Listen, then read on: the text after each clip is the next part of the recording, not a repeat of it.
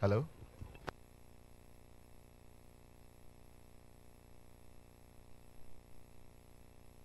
Hello? Hello?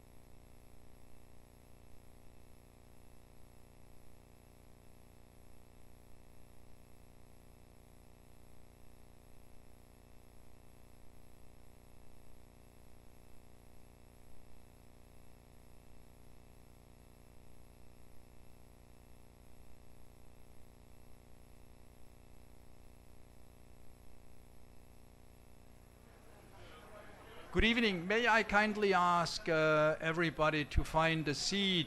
We are going to start in a couple of minutes, and particularly the TV teams in front of the stage.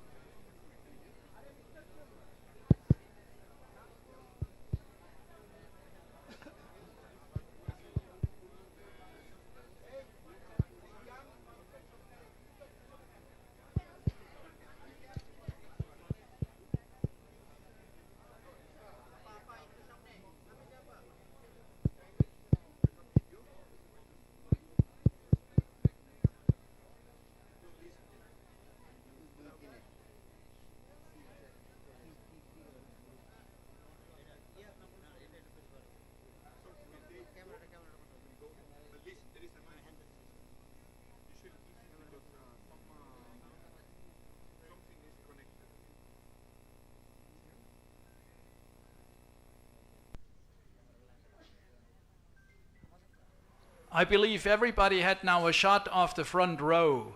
May I kindly ask, well, we would like to start the press conference, and our chief observer is on the stage, so I kindly request that you find your space on the camera podium.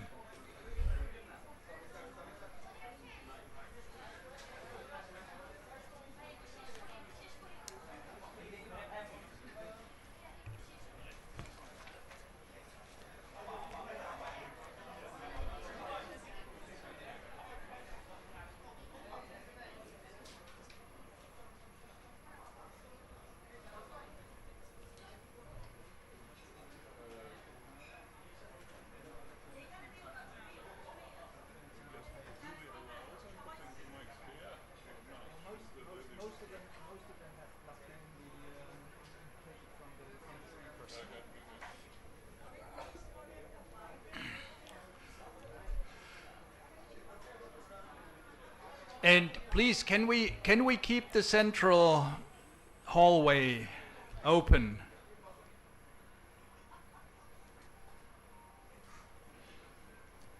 All right.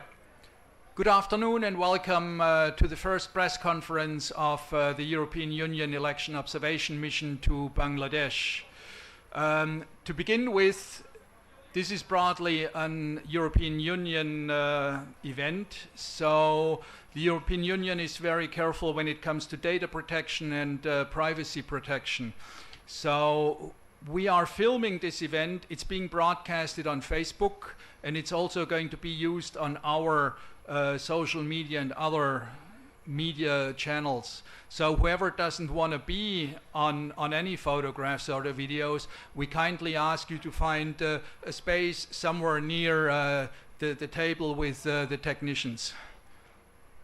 So without further ado, allow me to introduce the podium to you. To my left we have our chief observer, EAPS,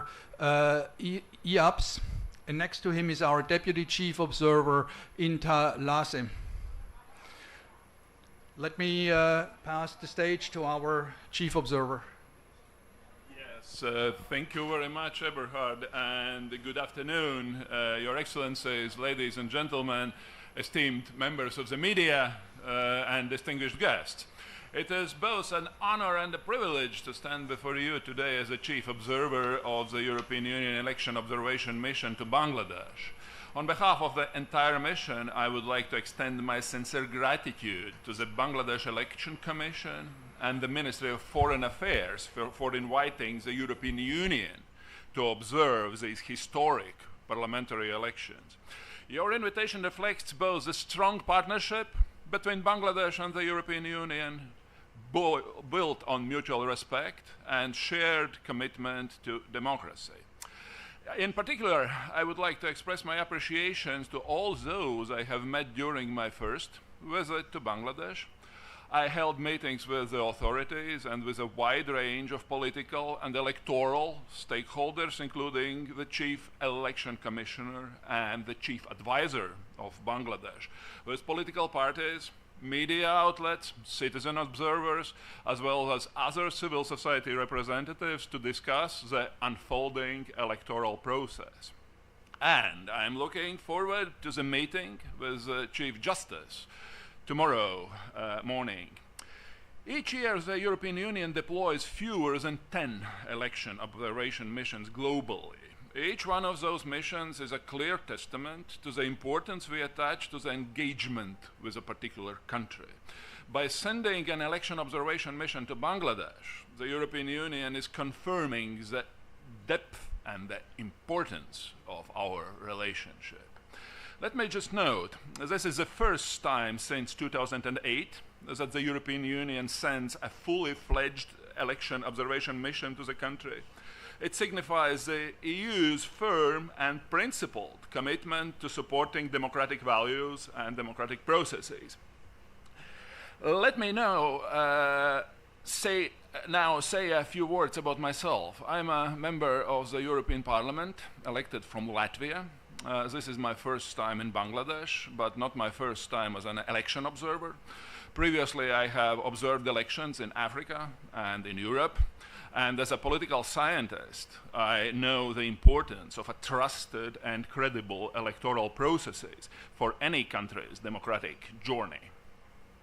And here I would like to stress, international election observers, like our team here in Bangladesh, can support democracy, can strengthen respect for human rights and rule of law. Now, a few words about our mission. I will start with underlining that throughout the mission we will employ a robust and well-established methodology of a long-term, nationwide observation. Our mission began its work in late December of the last year with the arrival of a core team of 10 election experts. Today, as we speak, 56 long-term observers are arriving in Dhaka. They will be briefed, and next Saturday will be deployed to all divisions of Bangladesh to follow election preparations and campaign in all 64 administrative divisions of the country. In the days leading up to the elections, we will be joined by additional 90 short-term observers and other observers from diplomatic missions of the EU member states, but not just the EU member states, but also Canada, Norway, and Switzerland. A delegation from European Parliament, meaning my own colleagues from the European Parliament, will also reinforce the mission closer to the polls. At full strength, the mission will comprise some 200 observers from all 27 EU member states, Canada, Norway, and Switzerland. This broad participation reflects the EU's commitment to democratic processes and its partnership with Bangladesh. And here I want really to extend my thanks to our non-EU partners who have joined in this mission, the representatives who are also here, the representatives of Canada, Norway, and Switzerland. Now it's time to outline the methodology we will employ. The mission is here to assess the extent to which elections are conducted in compliance with national law, as well with the regional and international standards Bangladesh has signed up to. The mission will observe and analyze the legal framework, the work of the electoral administration, the campaign environment, and the conduct of candidates and their supporters. We will also weigh the trust in the accuracy of the voter register and in the electoral dispute resolution process. We will assess the overall space for political and civic participation, as well as the inclusivity of the process. The European Union Observation Mission will equally pay close attention to the role of media in the campaign and to election-related conversations on social networks. Our mission has 2 dedicated monitoring units. One will analyze TV and radio broadcasts and printed press, so-called traditional media, while the other will focus on Facebook, YouTube, and TikTok. Our media and social media monitoring will assess the extent to which those different channels are helping voters to make a well-informed choice. On the 12th of February, all our observers will follow the election day proceedings from early morning hours when the polling centers will open till the end of the ballot count and the tabulation of the results.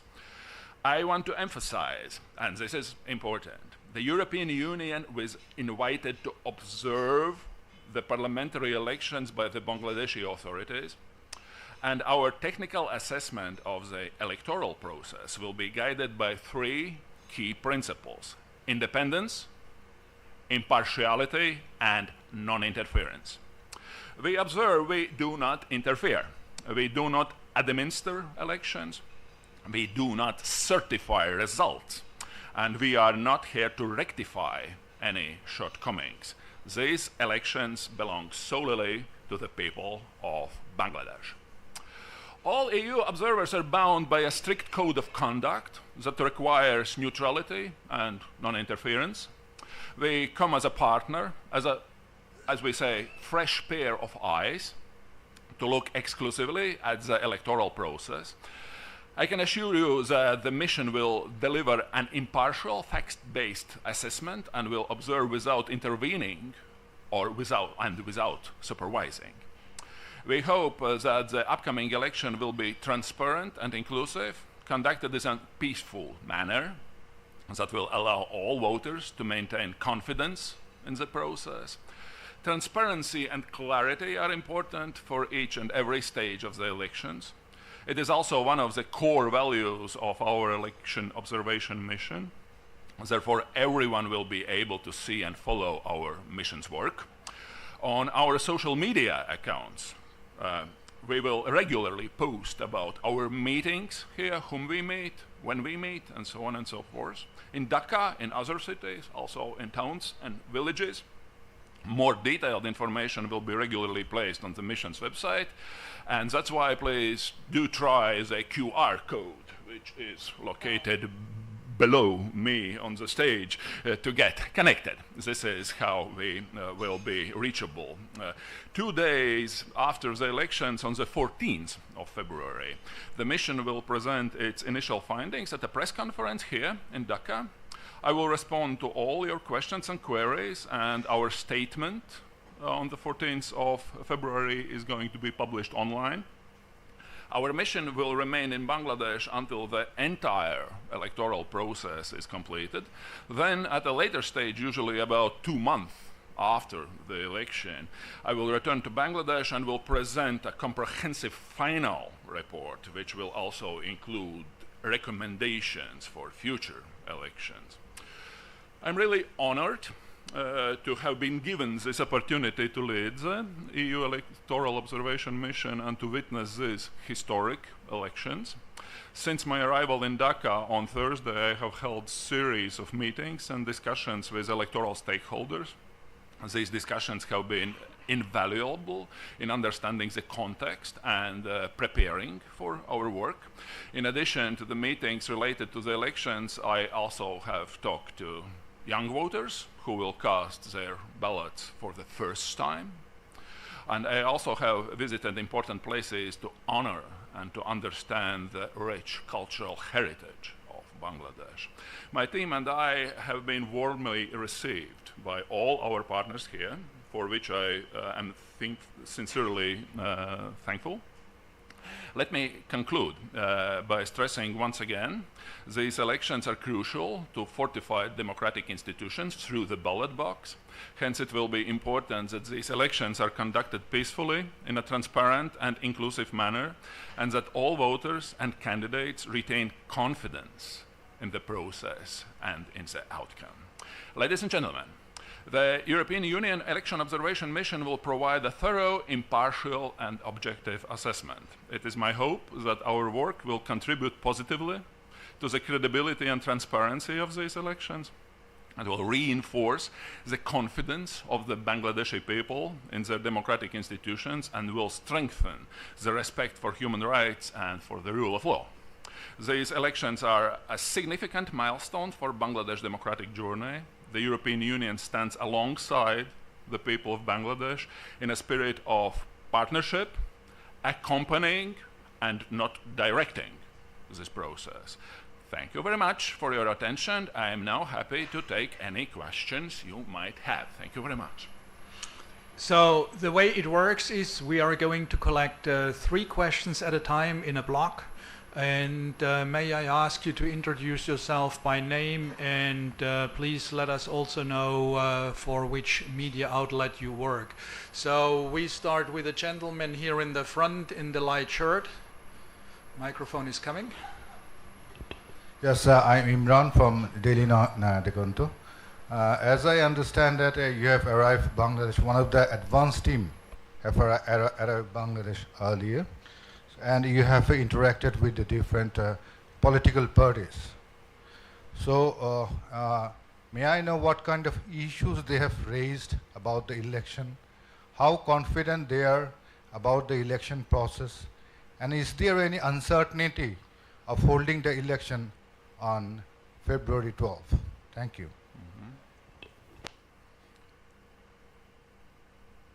Do you want to gather 3 of them? Yes, we gather 3.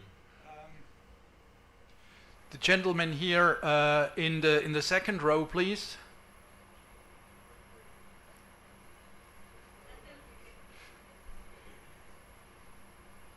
Excellency, my name is Panthur Rahman. I work for a television channel, Channel I.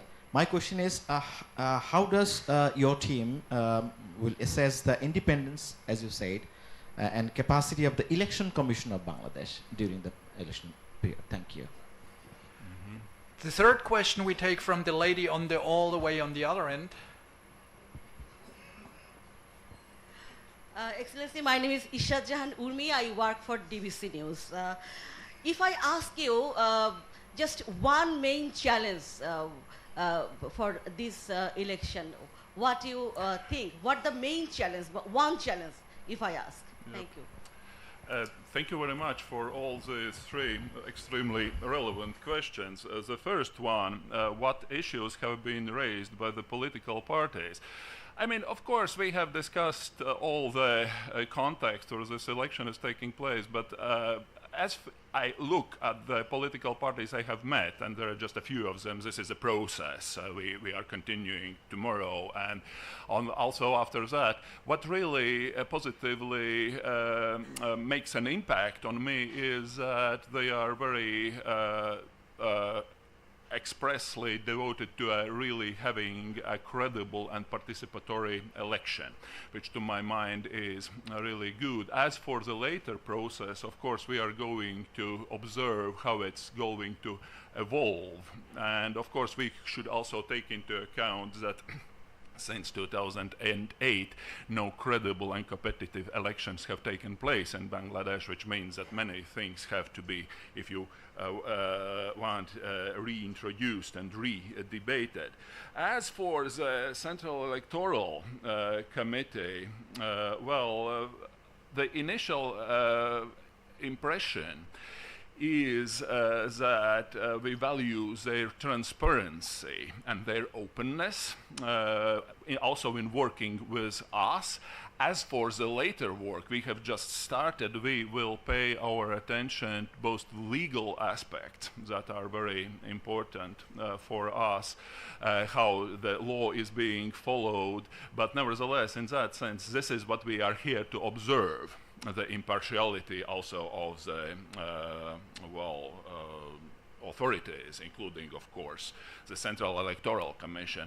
As for the one main aspect, I have to say, and one main issue, this is, as in many countries, including my own and other European countries, the central issue is to gain the trust and confidence of the citizens.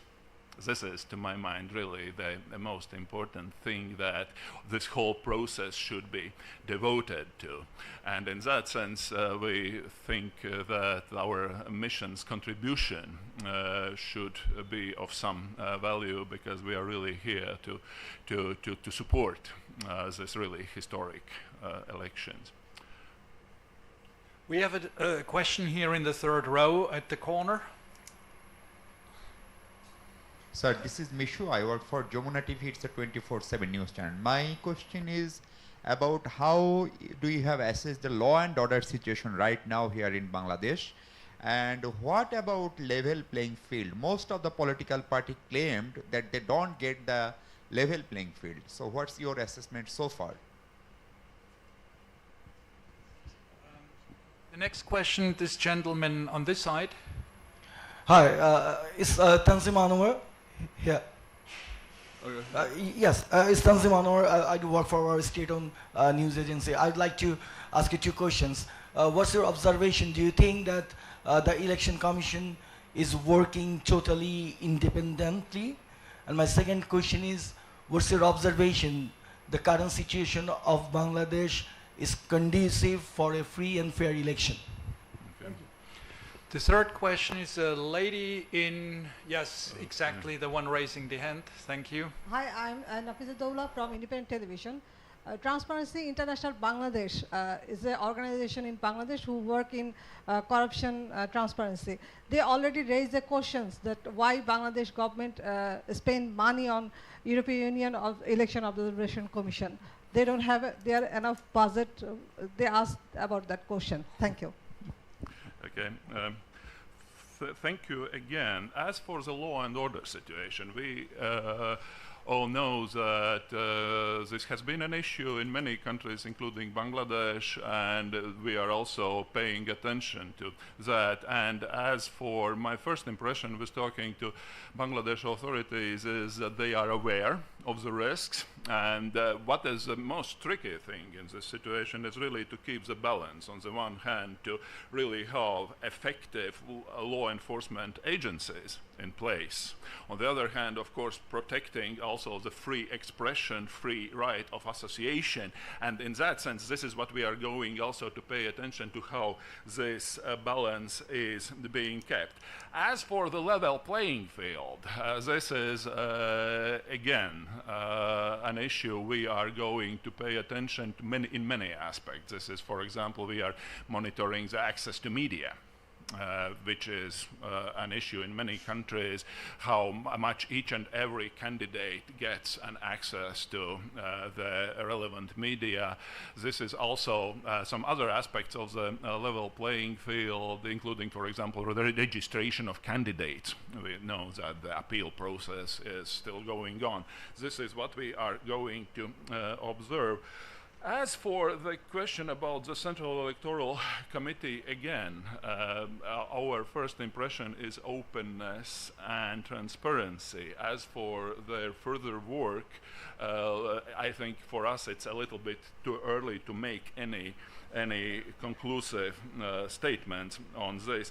As for, your second question, I think that that is why we are sending this. The EU is sending the electoral observation mission to Bangladesh. Is that I think that the perception is that Bangladesh is capable of having really credible participatory elections in order to move forward as a democratic country. And here I move to the last question about the European taxpayers' money being spent on as this electoral observation, which is absolutely credible question. Why do we do that? You all know that world is in a rather turbulent state right now, and the EU needs its partners in many ways, and Bangladesh has been and hopefully will be an important partner in many ways, including investment, trade, combating climate change. And as for let me just emphasize that we are not receiving any funding from the Bangladeshi taxpayers. This is a European self-funded issue. And well, just to get back to that issue on the taxpayers' money. Well, in order to have those partners, we have to have a permanent link with democratic rule of law based countries, with our predictable partners in cooperation, in investment, in trade, and in some other issues that are at the center of our cooperation. And that's why this is a tradition. As I said at the very beginning, we are sending approximately up to 10 electoral observation missions a year to our partners all over the world. Thank you. The question here, second row on the, thank you. It is Shahidul Islam Chaudhry. I work for DHAKA. It's a Bengali language daily. After the announcement of the election schedule, the district administration and the police administrations are technically under the election commission. But these two institutions are capable of manipulating the election and the election process and the electoral results, and had earned bad name in last few elections, especially the 2018 election. So what is your initial impression about the intention or capacity of the district and Upazila election administration and the police administration as a whole? Thank you. Well, of course, we will take into account the historical context when these elections are taking place, also in terms of this transition since the July uprising up until the very election day, which has been a very turbulent time. We have been analyzing the legal framework. We have been also talking to the authorities about this issue. But again, for me, it's a little too early to give any impressions because, for example, if you're talking about the regions, I haven't been outside Dhaka for these days because I have been meeting people only here. But let me emphasize once again, this is an important question because we know that this is not a very regular situation in the Bangladeshi history because of the previous period and then July uprising and then the transition process. Yep.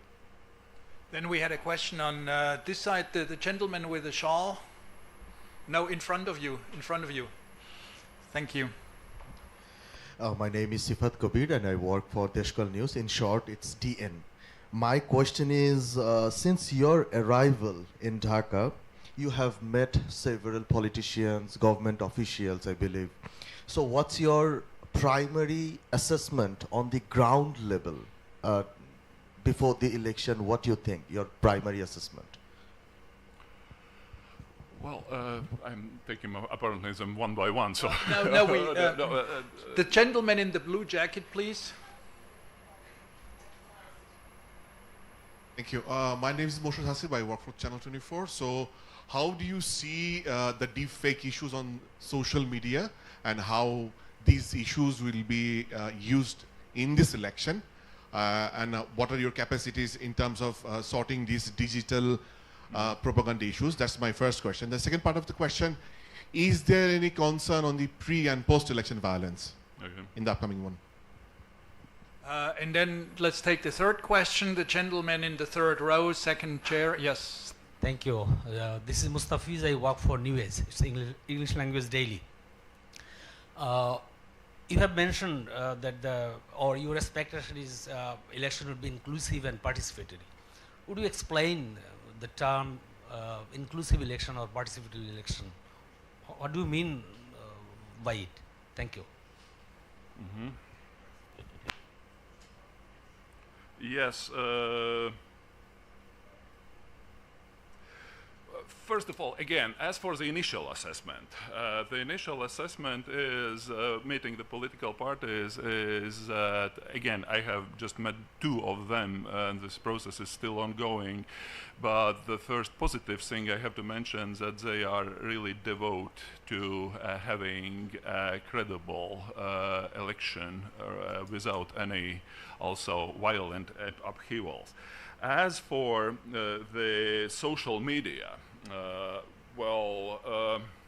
first of all, about our capacities. We have a special social media monitoring unit which will be working on this. As for whether there are any solutions or recipes from our side, there are not, because coming from the EU, you might know that the EU itself has quite a big issue with this legislation. How do you deal with big platforms with issues like hate speech, with issues like harassment, like issues of extensive use of artificial intelligence? I think that hopefully at the end of the day we will arrive to some kind of a global regulation for those platforms. But as for now, I think that the only way is to first of all, to talk to them and to engage them in order to limit the potential malign impact. And on the other hand, also promoting those groups, fact-checking groups, and journalism that is supporting quality information for our citizens before the elections. As for pre- or post-election violence, this has been, of course, an issue when talking with my local interlocutors.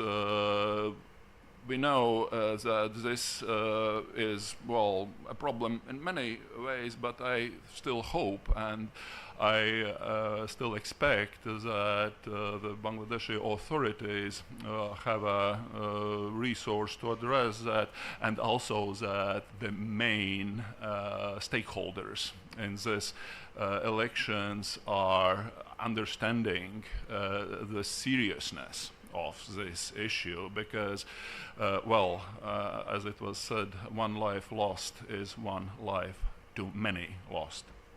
And as for the inclusive participatory, this is an important issue.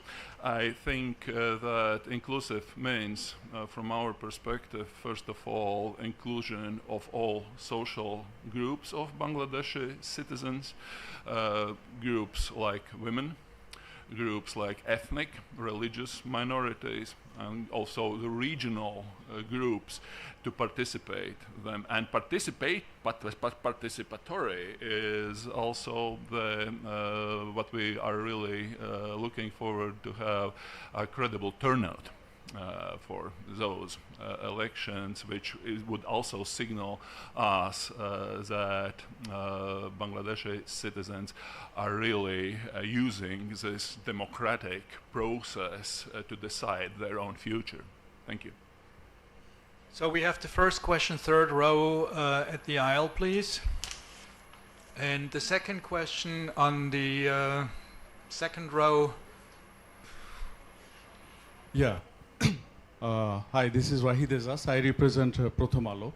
So I have two questions precisely.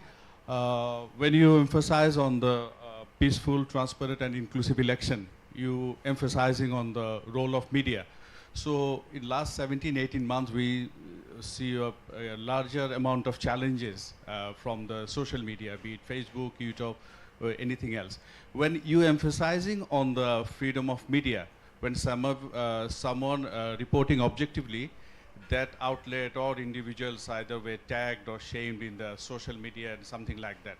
Whether you have interacted with the stakeholders, this sort of issues was raised by be it a political party or any other actors. That is one part of the question. And the second part is that this is for the first time we are going to witnessing a simultaneous election, both for the parliament as well as the referendum.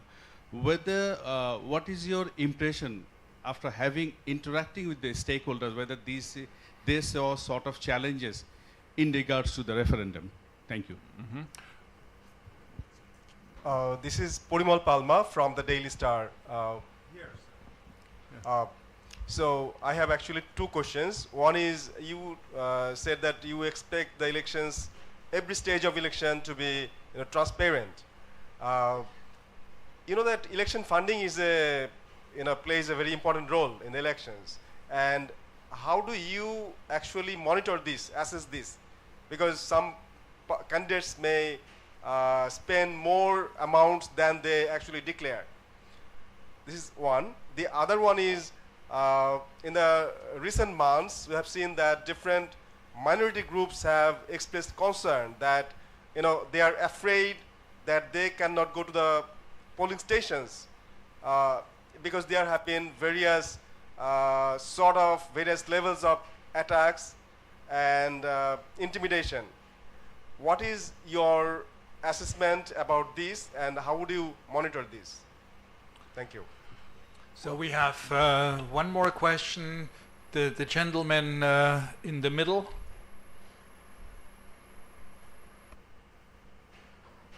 Excellency, my name is Mohsin. I work for Daily Shamokal. So my question regarding, I have two questions very precisely. My question regarding, first of all, regarding the inclusivity and the participation. I mean, last 15 years, whenever the election took place in Bangladesh, we heard from the European ambassadors regarding the inclusivity and participatory means the participation of all political parties in Bangladesh. And now suddenly the explanation got changed, and you are saying actually all the groups of Bangladesh. Actually, what do you actually mean? Whether the participation of the political parties or only the groups, I mean the minority groups, the social groups and other groups. And my second question is regarding, I mean, to give you information, to buy an Airbus, few of the European ambassadors actually expressed their dissatisfaction on the government. So will it have any impact on the election observation result? Thank you. What was the last question?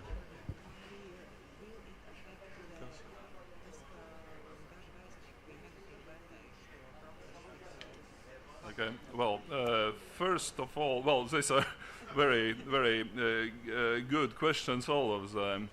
And as for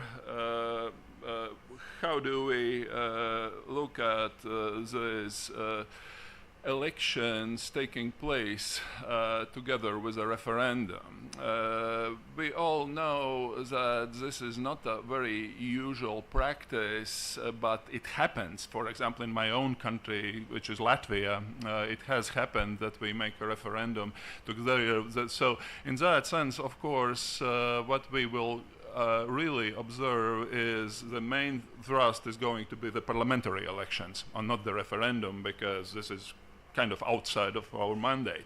But since these two processes are interlinked, of course what we are going to pay attention to is this issue, how informed citizens are in making their decisions, also in regards of the referendum, because this has been an issue in many countries, and that's why we are going to pay a special attention to it.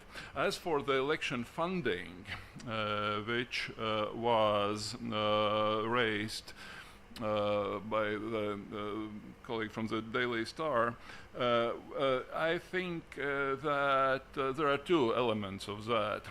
The first one is, of course, we are looking at that from the point of view of the national legislation, which is also different among the countries.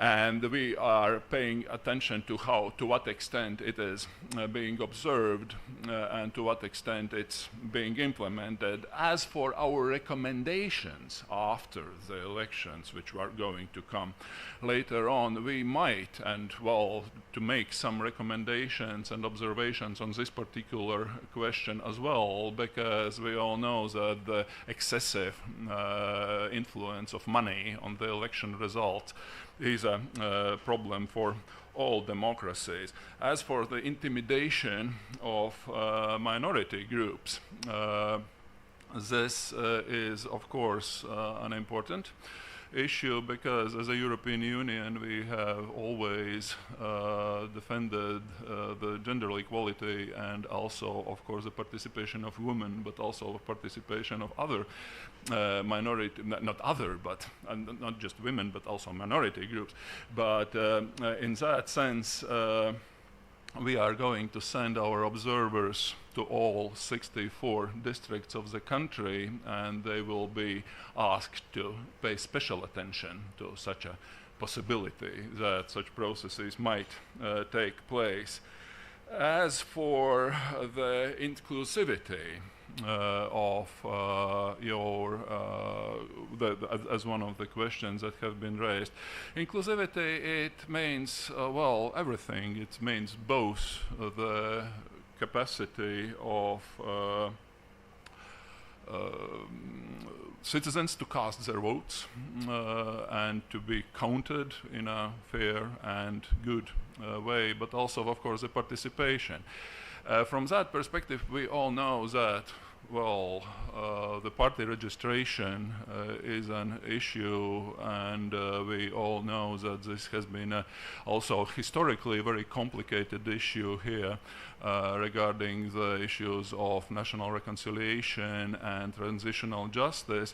We are not going to comment on these issues, but of course we are going to pay attention to it as long as it makes an impact on the election, on the turnout, on things like that. So we are not here to comment on the context of historical context of these elections, but of course we know about that and we take it into account.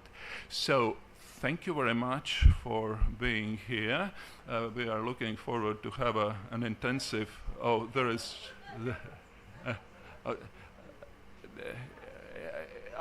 the ambassadors. Okay.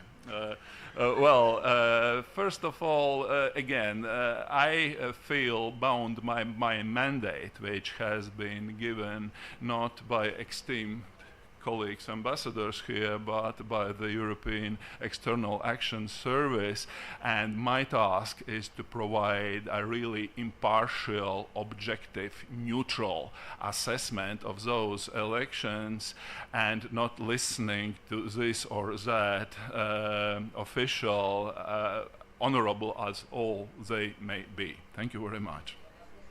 So thank you very much. This concludes our press conference. We have a press release outside together with our fact sheet that contains all the important information about our mandate and methodology. In a few days we will deploy our long-term observers. This will be also available to the media. We will inform you accordingly. And then on the 14th of February, 2 days after election day, we will present our preliminary statement also in a press conference with our chief observer. Thank you very much for coming this afternoon.